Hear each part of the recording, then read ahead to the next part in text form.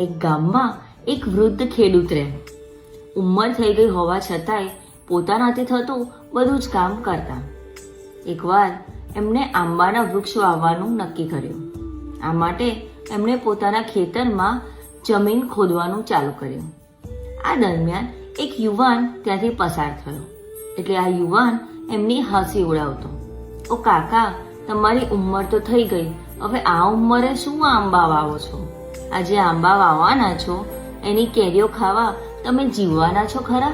એટલે આ વૃદ્ધે યુવાનને સુંદર જવાબ આપ્યો કે બેટા, મને ખબર છે કે આ આંબાની કેરીઓ ખાવા હું જીવતો નથી રહેવાનો, પણ મારા દીકરા કે ના દીકરાના દીકરાઓ કે બીજું કોઈ પણ આ કેરીઓ તો ખાશે જ.